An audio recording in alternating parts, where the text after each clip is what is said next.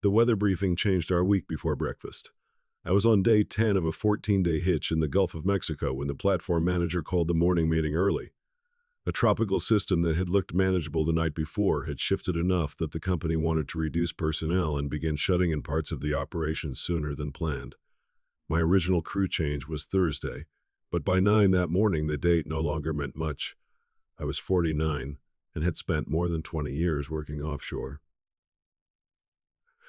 The last several as a purposelizer long enough to know that weather could turn a fixed schedule into a suggestion. Holly was 47 and worked as a client services manager for a commercial insurance firm. Our rotation was usually simple: 14 days offshore, 14 days home, and she knew the rhythm as well as I did because our entire household had been organized around it for years. That was part of why I did not think much about her failing to answer the phone. Once I knew our crew change had definitely moved up, I sent Holly a short message telling her I would be coming home early. At that point, I still did not know exactly when I would get off the platform or reach the house. Transportation changed twice during the morning. A helicopter slot opened and then shifted. Once we reached shore, one of the company vans was delayed while another crew finished unloading equipment. By the time I finally reached my truck, it was already evening. I called Holly once from the parking area, and again after I got on the highway, but she did not answer either time. I assumed she was out with a friend, taking a shower, or had left her phone on silent. We had been married 23 years, and a missed call had never been enough to make me suspicious. I drove toward home with my offshore duffel in the back seat, and the strange feeling that always came with an unexpected early return. Normally, there was a clean division between the platform and shore. I knew which morning I would leave, which afternoon I would come back, and roughly what the first night home would look like. This time, none of it had been planned. Our house sat in a quiet neighborhood south of Houston. We were far enough from the coast that I did not think of it as a beach town, but close enough that many people I knew worked in industries connected to water, energy, ports construction, or marine services. When I turned onto our street, I noticed the cars before I noticed anything else. There were 2 unfamiliar vehicles in the driveway, besides Holly's, with 3 more parked along the curb. For a moment, I wondered whether Holly had mentioned people coming over and I had forgotten. Our daughter Claire was 25 and lived in Houston. Our son Ben was 22 and had recently moved to Austin after college. Neither had said anything about coming by, but I still assumed the gathering had some ordinary explanation. I parked behind Holly's car and looked toward the house. The kitchen and dining room lights were on, and through the front window I could see several people moving around inside. It was clearly more than a casual visit from one friend. I pulled my duffel out of the truck and walked toward the house. The front door was unlocked. When I opened it, I heard laughter before anyone noticed me. There were 7 or 8 people gathered between the kitchen and dining room. A few bottles of wine sat on the counter beside serving trays. Paper plates were stacked near a cluster of balloons, and a cake on the dining table had a large gold 50 standing upright in the frosting. Holly stood near the table, wearing the dark green blouse she sometimes chose when she wanted to look dressed up without making it formal. Her expression changed the second she saw me, and the room seemed to change with her. A woman standing near the kitchen island looked at me and said, "I thought you weren't coming back until Thursday." The room went quiet as I set my duffel beside the entry table. Then I noticed the man sitting at the end of my dining table. I had never seen him before, but he looked about my age, maybe a little older, broad through the shoulders and wearing a navy button-down shirt with the sleeves rolled once at the forearms. The birthday cake was positioned in front of him. He stood slowly, looked from Holly to me, and asked, "So you're Mason Reed?" The scene no longer felt like a party I had accidentally interrupted. A stranger was celebrating his 50th birthday in my house. He knew exactly who I was, and I had no idea who he was. Holly came toward me first and asked why I had not told her I was coming home early. I reminded her that I had called twice and sent a message. She checked her phone, saw the missed calls, and went quiet. When I asked who the man was, Holly said his name was Nate Collins and described him as a friend. The word sounded wrong before I knew anything else. A woman I recognized vaguely from one of Holly's summer gatherings stepped closer and said they were only having a small birthday party for Nate. Her name was Dana. I had met her once or twice but did not know her well. Most of the other faces were unfamiliar, which meant I was standing in my own dining room surrounded by people who seemed to know more about the situation than I did. I asked Nate how he knew my name. Holly started to answer for him, but Nate spoke first. He looked directly at me and said, "Holly told me you two were separated." The room became completely still as I looked at Holly, then turned back to Nate and told him we had never been separated. His expression changed in a way that did not look rehearsed. Holly immediately said that was not what she meant, and insisted she had used separated to describe the state of our marriage, not to say I had moved out. When I asked what she had told him instead, Holly said our marriage had been functionally over for a long time and that we had been living separate lives for years. I reminded her that I worked offshore. Being physically away for 14 days at a time was not the same thing as ending a marriage. Holly answered that I was gone half the year, but when I asked whether she had ever told me that meant our marriage was over, she gave me no answer. Across the room, one of Nate's friends picked up his jacket. Another guest moved toward the door. No one wanted to remain in the middle of a conversation they had clearly not expected. Nate stayed where he was and looked at Holly. "You told me he sleeps in the guest room when he's home." I turned toward her because our guest room was at the other end of the hall from the master bedroom, and I had not slept there once during the previous 9 months. When I asked whether she had told Nate otherwise, Holly said the situation was more complicated than that. I told her the sleeping arrangement was simple enough to answer, and asked whether Nate believed I slept in the guest room whenever I came home from offshore. Holly stared at the floor long enough for Nate to answer that it was exactly what he had believed. Dana quietly said she should leave, and the rest of the guests followed within a few minutes. No one shouted or made a speech. They collected handbags, jackets, and half-finished drinks and moved toward the door. The speed of their exit made it clear they had realized the gathering was built on information they could no longer trust. Nate's sister was one of the last to go. She touched his shoulder and asked whether he was coming with her. He said he would be outside shortly. When the door closed behind her, Holly, Nate, and I remained in the dining room. The birthday cake was still on the table between us. I asked Nate what Holly had actually told him about our marriage. Holly said we did not need to do this in front of him. I told her we were already doing it because she had invited him into my house based on whatever version of our marriage she had given him. Nate looked uncomfortable, but he answered. Holly had told him we had been separated in every way that mattered for close to a year. According to her, we still owned the house together and had not finished dealing with property or finances. Because of my offshore rotation, I continued staying there during my 2 weeks onshore, even though the marriage itself was finished. He also believed Holly and I no longer shared a bedroom. When I asked about Claire and Ben, Nate hesitated before admitting that Holly had told him our children already knew we were separated.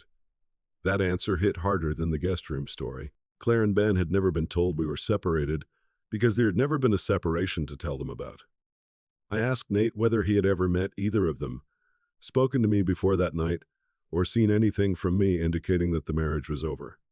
He admitted he had not. Holly told me to stop interrogating him, but I said I was not asking Nate to defend the affair. I was trying to understand the marriage she had described to someone else. Nate looked at Holly and asked whether I had known she was seeing him. Her refusal to answer told him enough, and he stepped away from the table. Before he left, I asked how long he had believed Holly and I were separated. Nate looked at her once more and said it had been about 9 months. That number stayed in the room after the door closed behind him. Holly began clearing glasses, as though movement could make the evening smaller. I told her to leave them where they were. Then I asked the question that mattered more than the ruined party. How long had Nate Collins actually been part of her life? Holly sat at the dining table where Nate had been sitting less than 10 minutes earlier, with the gold 50 still standing upright and the untouched cake between us. She said she had met Nate about 11 months before at a summer gathering Dana hosted. At first, they only talked, and then the conversations moved into regular texting. I asked when the relationship became physical. Holly said it had started about 9 months earlier. I made sure I had heard the number correctly because 9 months changed the structure of what she had done. My work schedule was 14 days offshore and 14 days home. Over 9 months, I had completed rotation after rotation without knowing that Holly was moving between 2 versions of her life, depending on whether I was on the platform or standing in my own kitchen.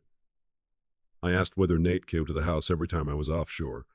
Holly said he did not and explained that they had initially met at Nate's place, Dana's gatherings, and other places away from our home. A few months into the relationship, however, Nate began coming to the house. I asked whether he had ever stayed overnight. Holly looked away rather than giving me a direct answer, and I decided I had enough information without forcing her through a detailed accounting of every visit. I asked what she told Nate when I came home for my 2 weeks onshore. She said she told him we kept separate routines. That was when I returned to what he had said during the party. Holly admitted that she had told Nate I slept in the guest room. She also admitted telling him that Claire and Ben understood their parents were no longer really together. Neither claim was true. When I asked when either of our children had ever said they understood us to be separated, Holly admitted that neither one had. I wanted to know why she thought she had the right to speak for them. Holly said she had not thought of it that way at the time. When I asked how she had thought of it, she rubbed both hands over her face and said our marriage had felt empty for years. I was gone constantly. Even when I returned, she felt as though we were fitting 2 separate routines together for 14 days before I disappeared again. Some of what she described was real.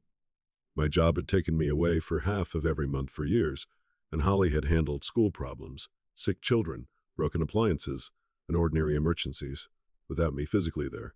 We had argued about the rotation before. None of that meant we had agreed the marriage was over. We had never separated, moved into different bedrooms, or told our children we were no longer together. When I asked whether Holly and I had continued sleeping together during those 9 months, she admitted that we had.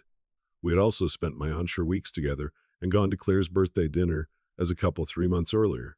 We had discussed taking a longer trip during my next vacation block and talked about whether I might eventually move into a shore position as I got closer to retirement. I told her those were not the actions of a marriage she had openly declared finished. Holly said feeling married to me for 14 days and alone for the next 14 had stopped feeling like a normal marriage. I asked why she had never said that clearly before Nate entered the picture. She reminded me that she had complained about being lonely, and I agreed that she had. Loneliness was not the same as telling your spouse the marriage was over. Holly said there had never been one clean moment when she decided to invent another version of our marriage. It had happened gradually. At first, Nate simply knew I was away for work. Later, Holly told him our marriage had serious problems. Eventually, she began saying we were essentially living separate lives, and every time Nate asked what happened when I came home, she made the relationship between Holly and me sound more finished than it actually was. Nate did not know I still slept in the master bedroom, or that Holly and I still had a physical relief we were still full married. When I asked whether he knew I believed we were still, Holly tried to say she could not know what I believed. I told her my behavior had not been ambiguous. Every time I came home, I lived with her as her husband, and she never once told me I was returning to a marriage. She considered finished. Holly looked toward the empty doorway and said, "You were gone half the year, Mason." I told her being gone for work was not the same as agreeing to disappear from my own marriage. She said I could not understand what the empty half of each month felt like from her side. I said she might be right about that.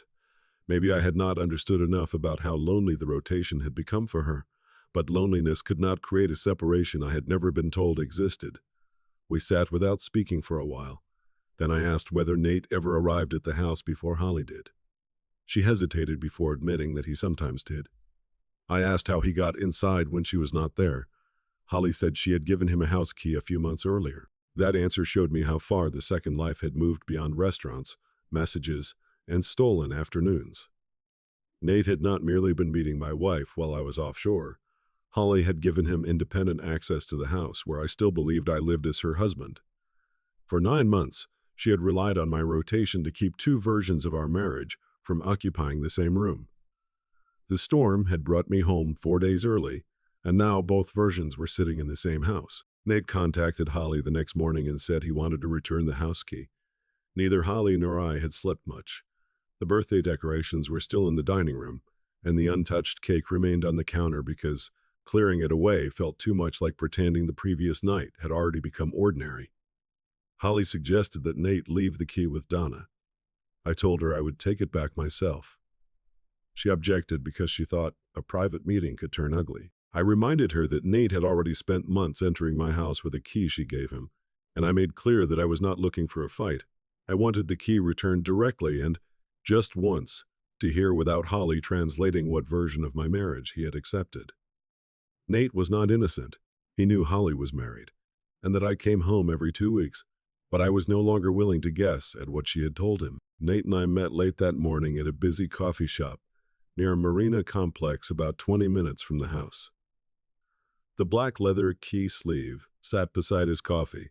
When I arrived, he pushed it toward me. Before I sat down, I checked the key and put it in my pocket. Nate said he had not understood the situation the way it looked at the party. He confirmed the guest room story and the claim that Claire and Ben already knew, but then added details I had not heard the night before. Holly had told him our appearances at family events were mostly for the children. She also said I kept using the house during my onshore weeks because paying for another place made no sense with my rotation. I told him none of that matched the marriage I had been living. Claire and Ben had never been told we were separated. Holly and I still shared the master bedroom, and I returned from every hitch, believing I was returning to my wife. Nate admitted he had wondered why months passed without a divorce filing or any visible separation of our lives. Holly's explanation was that I was practical about money, stubborn about the house, and comfortable with the arrangement, because I spent half my time offshore. Anyway, that was new to me. Holly had created a version of her husband who already knew the marriage was dead and simply found the arrangement convenient enough not to change. When I asked why he had never verified any of it, Nate said he believed Holly and admitted he should have asked harder questions once months passed without any visible separation. I kept my corrections simple. I slept in the master bedroom when I came home. Our children knew nothing about a separation because there had never been one, and when his relationship with Holly became physical, I still beefed I was in a normal marriage. Nate listened and then asked whether Holly and I had still been physically involved during those months. I told him he already had enough information to understand that the guest room version was false. Before I left, Nate said there was one other thing I should know. Holly had told him several times that I would probably never leave offshore work because the job mattered more to me than the marriage. He could not place a specific date, but he said it usually came up when he asked whether anything between Holly and me was actually going to change. I did not ask whether Nate planned to keep seeing her. I had the key and the facts I needed. On the drive home, the key in my pocket mattered less than the story attached to it. Holly had not merely told another man our marriage was unhappy. She had created a version in which I already knew it was over, and had quietly agreed to live around the remains. By the time I reached the house, I knew one thing had to change immediately. If Holly and I were going to be separated in anyone's life, we were going to be separated in our own. Holly was waiting in the kitchen when I got home and asked what Nate had said. I told her the important parts. He believed I slept in the guest room. Our children knew we were separated. Family events were mostly appearances, and I had accepted the arrangement because my offshore schedule made it convenient. Holly looked embarrassed rather than surprised, which told me Nate had represented her story fairly. Holly pointed out that Nate was not innocent, and I agreed. He knew she was married and accepted explanations that benefited him, but his responsibility did not reduce hers. Then I told Holly I wanted us to live apart. She stared at me and asked whether I meant temporarily. I said I meant while I decided whether there was still a marriage I wanted to continue. Sleeping in different rooms for a night after the party was not enough. If we were separated, we were going to stop sharing the house and stop moving back into the roles of husband and wife whenever it was convenient. Most importantly, I was not going to leave for another 14-day hitch while Holly stayed there, and I wondered who might still believe he belonged in my home. She asked whether I expected her to leave that day. I said we needed a practical plan within a few days, not a scene in the driveway. Holly had called her sister that morning, and her sister said she could stay there for a few days. Holly's own income also made a short-term rental realistic if she wanted more privacy. I left the shared accounts alone, but I gathered my passport, work certifications, insurance papers, and several financial documents I normally kept in the house and stored copies with my other records. I wanted my own important paperwork organized while we separated. Holly asked whether I had already spoken to a divorce lawyer or decided to divorce her. The answer to both questions was no. What I had decided was that the structure we had been living in could not continue. For 9 months, Holly had told Nate we were effectively separated while returning to the role of my wife every time I came. She became angry and said I was making it sound as though she had designed the affair around my rotation. I asked whether she always knew when I left and when I was scheduled to return. Of course she did, and Nate knew the schedule too. The birthday party had been planned for a night when everyone expected me to be offshore until Thursday. I told her that was enough to make the structure obvious. She may never have sat down with a calendar and designed a second life, but the life she built depended on the real absence. Holly said that made the affair sound colder than it had felt. I told her I was not describing her feelings. I was describing how the arrangement functioned, and that distinction quieted the argument. By that evening, Holly had arranged to stay with her sister. She packed enough clothes for several days and said she would stay there until she found a furnished apartment. Before leaving, she asked whether the separation was really necessary. I told her it was the first separation in our marriage, that both spouses actually knew existed. She looked away and then asked whether Claire and Ben should be told. I said they needed to know we were living apart, but they did not need every detail that night. We agreed to tell them the basics after we both had a little time to think. Holly carried 2 bags to her car and left. The house became quiet in a way it never had during my offshore rotations. When I was on the platform, I was absent from the house, but still part of the marriage. This time, the empty house meant Holly and I had actually separated. My next assigned crew change was 11 days away. The storm had scrambled enough of the rotation that the next schedule was not a perfect 14-day mirror of the hitch. I had just left before the party. The rotation had always been background structure. The dates were on my calendar. Holly knew them, my supervisors knew them, and my body knew them. I packed the same work gear and shifted mentally into the offshore half of the month. Every preparation carried another meaning. Holly moved from her sister's house into a furnished apartment after 4 days. We spoke about the electric bill, insurance renewal, mail, and things she still needed from the house. We avoided Nate unless something made him relevant. Nate had not contacted me again, although Holly said he was answering very few of her calls and had told her he needed time. I left that between them. About a week before I was due offshore, Holly came to collect more clothes and some work items. She saw my duffel open on the spare room floor and asked whether I was really planning to go back. I said I was, and Holly immediately asked whether I could take one hitch off. I told her I could use vacation time or ask whether a crew trade was possible if staffing allowed, but being able to miss the rotation did not automatically mean I should. She said our marriage was falling apart and should matter more than a work schedule. I agreed that the marriage mattered more. That was why we were no longer pretending everything was normal. Holly said she could not understand how I could discover a 9-month affair and leave again less than 3 weeks later. I asked what she thought staying home would accomplish. She said we could talk and decide whether there was anything left to save.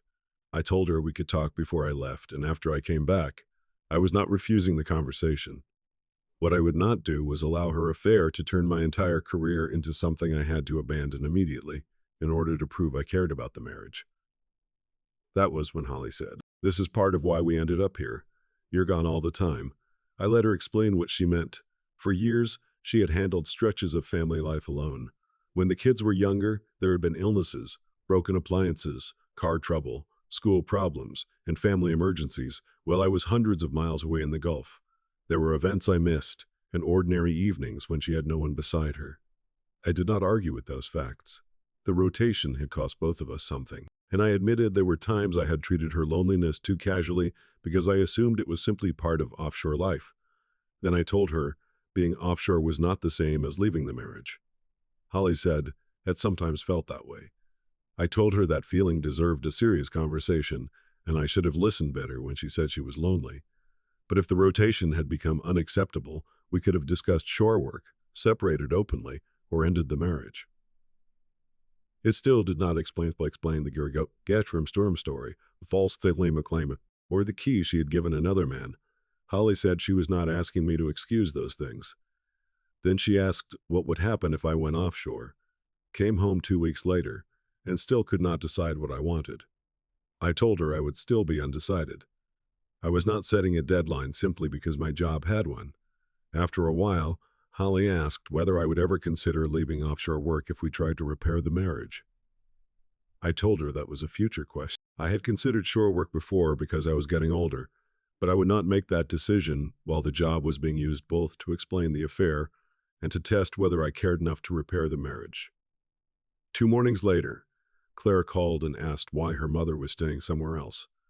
Holly and I had delayed telling the children long enough, so we agreed to give both of them the same basic information that evening. I told Claire and Ben that Holly and I were living separately because she had been involved with someone else and I needed time to decide what happened next. I did not give them details about the birthday party. Nate's key, or the version of our marriage Holly had described to him. Those facts could wait until there was a reason the children needed them. Both had questions. I answered the ones that belonged to them and left the rest alone.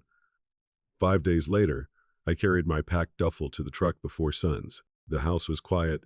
Holly was no longer there to ask whether I had forgotten anything or stand in the kitchen for the ordinary goodbye that had preceded so many previous hitches. At the crew transport point, men I had worked with for years talked about weather, maintenance delays, and who had been called back early during the last storm. Nobody there knew what had happened in my house, and I had no reason to tell them. When it was time to leave, I went back offshore. One crisis in my marriage did not erase the career that had supported our family for years, and I was not ready to make the job itself the verdict on what had happened. The first few days back on the platform were almost offensively normal. We had maintenance work left over from the storm shutdown, a compressor issue that needed coordination, and a backlog of inspections created by the early crew changes. That routine helped because work did not ask whether my marriage could be repaired. It asked whether with their equipment had been clear for service, and within a bucklepix of the park crewards. Holly and I exchanged only a few messages during the first week, all of them practical. She asked about a property tax, notice, an old insurance file for Ben, and a few things she still needed from the house. Nate never came up. On the evening of my 6th day offshore, Claire called and asked whether I had a few minutes somewhere private. I stepped into a quiet office near the control area and closed the door. Claire said she had spoken to Holly earlier that afternoon. The call started normally, but Holly eventually began explaining why we were living apart. According to Claire, Holly said the affair had not happened inside a healthy marriage. She described our relationship as broken for years and said the offshore schedule had left us living more like separate people than husband and wife. When Claire asked whether that was true, I told her the job had caused real strain and that Holly and I had problems like any couple who had lived around a 2-week rotation for years. Then Claire asked what had been be severed. I told her we had not. There had been no agreement to separate, no separate bedrooms, and no conversation where either of us told the other the marriage was over. After a short silence, Claire asked whether Holly had really told Nate something different. I had not planned to explain that part from an offshore platform, but Holly had already brought the subject into the family. I told Claire only what she needed to understand the contradiction. Holly had been involved with Nate for about 9 months. Nate believed Holly and I were already effectively separated, that I slept in the guest room whenever I came home, and that Claire and Ben knew their parents' marriage had ended. Claire asked. She told him we already knew. I said that was what Nate had been led to believe. Claire answered, we never knew any of that. Her anger sounded sharper than it had when I first told her about the affair. Holly had not merely hidden something from Claire. She had assigned our daughter a role in a story Claire had never heard. I suggested she wait until some of the anger passed before calling Holly back. Claire said she was not looking for a fight, but she wanted to know how many people had been told that her parents were already separated while she was still showing up for family dinners with both of us.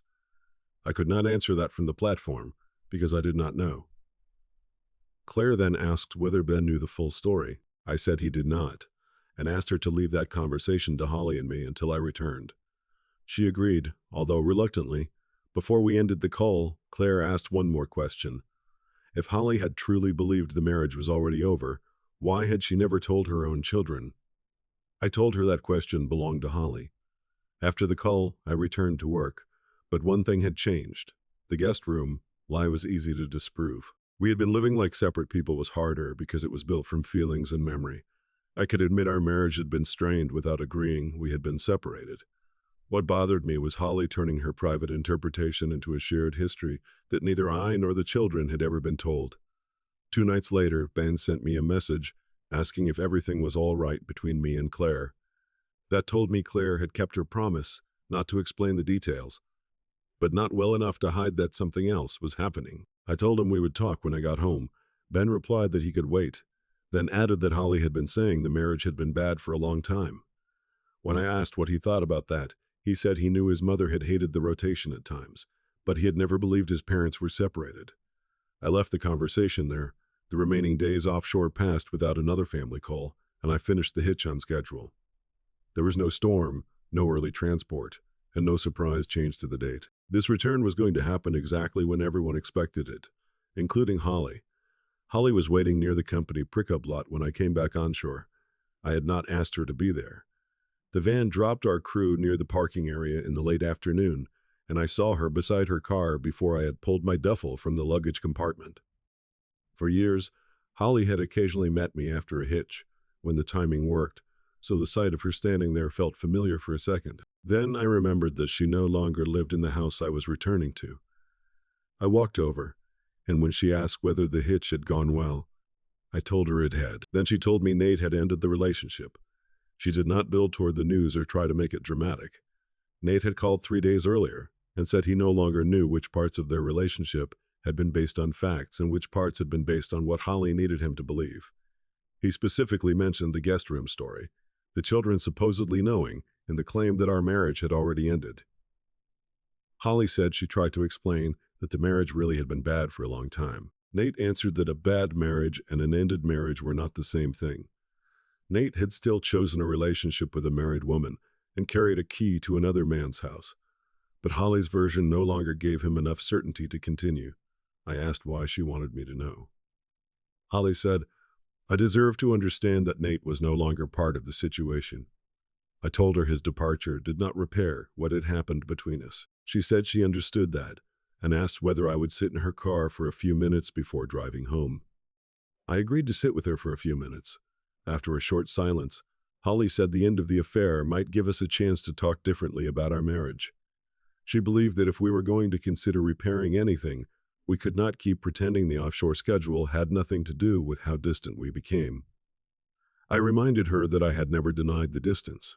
Then she asked whether I would seriously consider moving into a shore-based job. The question itself was not new. She had raised it before I left. What changed was the way she framed it now. Holly said she could not imagine rebuilding the marriage, while I continued leaving for 14 days at a time. I asked why she had never made that request directly during the 9 months she was seeing Nate. Holly said she had stopped believing I would change, then admitted she had never clearly asked. I told her the rotation had done two things at once. It had hurt our marriage, and it had given the affair a reliable window. Now she was asking me to remove that same schedule as the first condition of repair. Holly said that made her sound calculated. I told her I was not denying the loneliness. I was refusing to let it erase how the affair had functioned. She asked whether I even wanted another chance. I told her I still did not know. The answer disappointed her. But Nate, ending the relationship did not create certainty for me. Before I got out of the car, Holly said Claire had been angry with her. I told her Claire had called me. Holly wanted to know what I had said. I explained that Claire now knew Nate had been told the children understood we were separated. Holly closed her eyes briefly and said she had never intended to drag the kids into the affair. I told her the problem was not that she had informed them too soon. The problem was that she had already spoken for them when talking to Nate. Holly said she wanted to explain herself to both children. I agreed, but told her all 4 of us needed to be in the same room this time. There could not be one version for Nate, another for Claire, and another for Ben. We arranged to meet at the house that weekend. Claire arrived first on Saturday afternoon, and Ben came about 20 minutes later after driving in from Austin. Holly was already sitting at the dining table. Less than a month earlier, that same table had held Nate's birthday cake, but nobody mentioned it. I began by telling Claire and Ben that neither of them needed to take sides. They were not there to decide who deserved what, if the marriage ended. They were there because Holly had made claims about what they knew, and they had a right to hear the truth from both parents. Holly spoke next and admitted the relationship with Nate had lasted about 9 months. She had described our marriage to him as effectively over, and had also told him the children understood. Their parents were already separated. When Claire asked why, Holly said there was no single conversation where she remembered making a deliberate decision to lie about them. Claire told her that did not answer the question. Ben stayed quieter and asked whether Holly and I had actually been living together during the affair. Holly admitted that we had and, after another question, acknowledged that I still slept in the master bedroom. Claire looked away while Ben kept going. He asked whether we still attended family events together, talked about vacations, and discussed retirement plans. Holly admitted all of that was true. Then Ben asked what the word separated had meant. Holly said that Emotionally, the marriage had felt over in ways she had never known how to explain. Claire asked whether Holly had ever told me she considered the marriage over. Holly admitted she had complained about loneliness and resentment, but had never told me we were separated. Claire said that meant the rest of us had been living in one marriage while Holly was describing another one to Nate. Holly started to answer, and then stopped. I stayed out of it because the contradiction no longer needed me to explain it. Claire said what bothered her most was not that Holly had described the marriage as bad. She had grown up seeing arguments and knew the offshore schedule could be hard on the family. What she could not accept was being used as proof. Holly had told Nate that the children already knew, but neither Claire nor Ben had known anything about a separation, because no separation existed. Holly apologized to both of them. Claire then asked whether Nate had known about the actual sleeping arrangement, and Holly admitted he had not. Ben stared down at the table for a while before asking if Nate had really believed his father was simply coming back every 2 weeks to sleep in a guest room. Holly said that was what Nate believed. Ben did not insult her or raise his voice.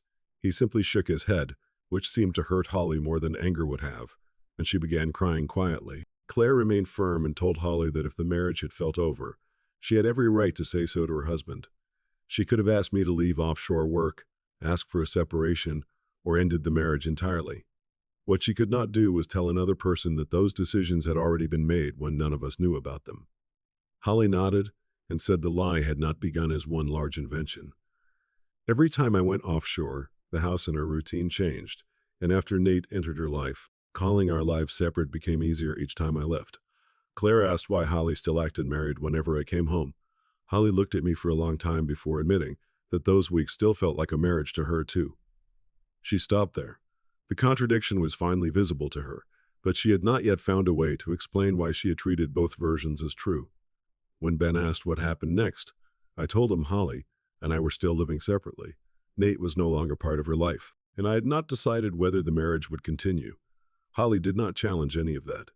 Claire asked whether I planned to leave offshore work. I said I did not know what I would eventually do.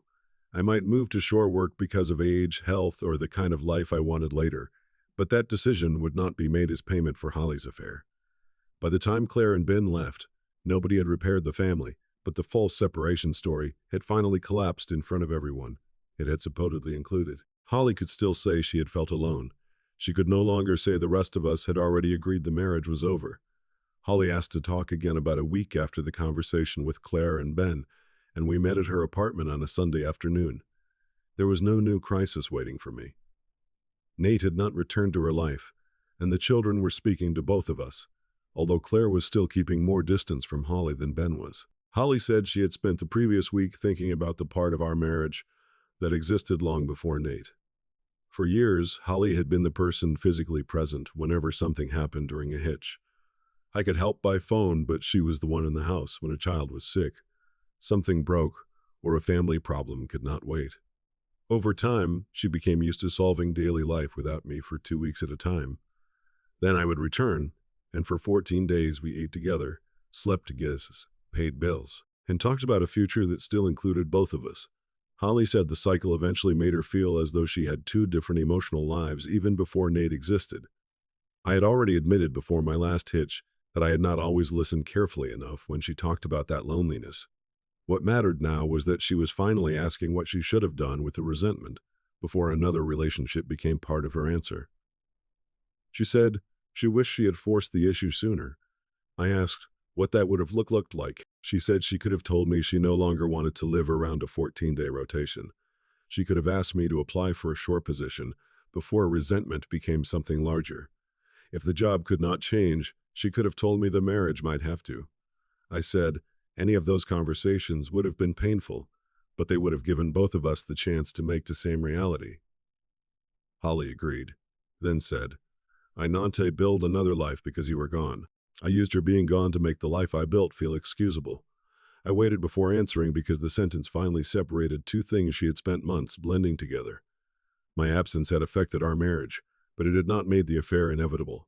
Holly said every offshore departure had made it easier to keep Nate in a separate compartment.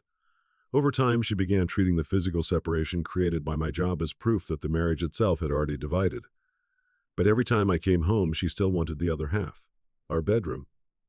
family dinners, plans with the kids, and the future we discussed together. That was the contradiction. She wanted my absence to create freedom without allowing my return to create responsibility. The birthday party destroyed the arrangement because both versions finally occupied the same room. She said she was not explaining any of this to earn forgiveness. I believed her, but when she asked whether understanding it changed anything for me, I answered carefully. It gave me a more accurate explanation of what had happened. It did not was on its own. I made my decision in the days after that conversation before my next hitch.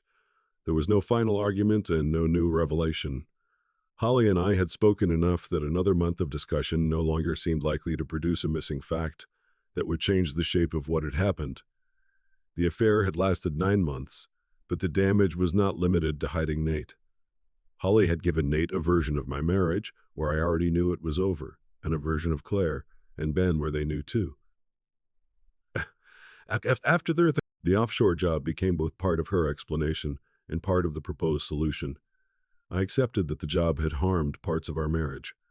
What I could not accept was spending the rest of my life wondering whether another departure would again be treated as evidence that I had left emotionally as well as physically. I asked Holly to meet me at the house after work. We sat in the living room instead of at the dining table. I told her I had decided to end the marriage. She did not look surprised when she asked whether anything she had said during the previous few weeks had mattered. I told her it had. Her willingness to stop using Nate, the schedule, or me as explanations for choices she made mattered, as did her apology to Claire and Ben and her ability to separate loneliness from permission. Those changes made the end less bitter. They did not restore the trust I would need in order to stay. Holly asked whether I would feel differently if I took a shore job. I told her I might eventually take one anyway. At 49, I already knew I would not want the same rotation forever. There were operations positions I could consider later, and one day I might decide that sleeping in my own bed every night mattered more than the offshore pay. But that decision could not become proof that her affair happened because I worked in the Gulf. Then I told her I was gone. I was still coming home. Every time I left, I believed I was temporarily away from my wife. Every time I returned, I believed I was returning to the same marriage. During the affair, Holly had used those same departures to create a second life, and then described them to Nate as evidence that our marriage had already ended. I could not make those two meanings fit together again. Holly asked whether I was angry at her for being lonely. I said I was not. I was angry that she had converted private feelings into decisions for everyone else. She decided I already understood we were effectively separated, claimed that she killed a different too, and gave Nate his own access to a house where I still believed I lived as her husband. Those were choices rather than feelings, and Holly cried quietly without trying to argue the distinction. After a while, she asked whether I wanted the separation to become permanent. I told her I did, and that I was no longer leaving the decision open. That conversation ended the uncertainty between us. Over the following months, lawyers helped us separate the house. Savings, retirement accounts, retirement account consents, instance of via Frelberry of the 5th or 23 years. Holly moved into a longer-term place of her own while I remained in the house. Claire gradually resumed more regular contact with her mother, although their relationship had changed, and Ben made it clear he would not become a messenger between us. Nate disappeared from my life completely. Eventually, the decision became paperwork. The house remained with me under the property arrangement, and the divorce became final. Holly and I stopped making decisions as a married couple. The first few hitches after the separation felt a little different. I still packed the same duffel and reported to the same transport point. Offshore, the same equipment required attention, and the same weather reports mattered, and the crew did not suddenly become part of my personal life just because mine had changed. The difference waited onshore. There was no longer a marriage sitting in an uncertain state while I was gone. Holly had her own place. The children knew what had happened, and the house was no longer being used for two versions of the same relationship. Several months after the divorce became final, I finished another normal 14-day hitch. There was no tropical system in the Gulf and no early evacuation. The crew change plan stayed exactly as written, and we came off on the day we were supposed to. By then, I had started thinking seriously about shore work. A former supervisor had mentioned an operations role that would keep me inland most weeks. I had spoken with him, looked at the pay difference, and considered what I wanted the next several years to look like. I had not applied because there was no urgency. Staying offshore another year would not prove that Holly had been wrong about the strain the job created, and moving to shore would not prove she had been right about the affair. Either choice could simply be a decision about the life I wanted next. The drive home took the usual time. The neighborhood looked almost exactly as it had before the birthday party. I still owned the house, although some rooms were emptier. Claire had taken several boxes of childhood things she wanted, and Ben had finally collected the old tools he had been for years. Holly's clothes were gone. After the house became mine under the property arrangement, I had the exterior locks were keyed, so the key Nate once carried no longer opened anything. I parked in the driveway and carried my duffel inside. The house was quiet. I had groceries to buy the next morning, mail to sort, and 2 weeks of offshore laundry in the bag. My phone showed a message from Claire, asking whether I had made it back on schedule. I replied that I had, and told her I would call the night. Then I opened the refrigerator, found enough food for dinner, and carried the duffel into the laundry room. I dropped my work clothes into the washer, set my phone on the kitchen counter, and went upstairs to shower. If you enjoy stories where betrayal finally meets consequences, subscribe for the next one. This is Blood Never Lies.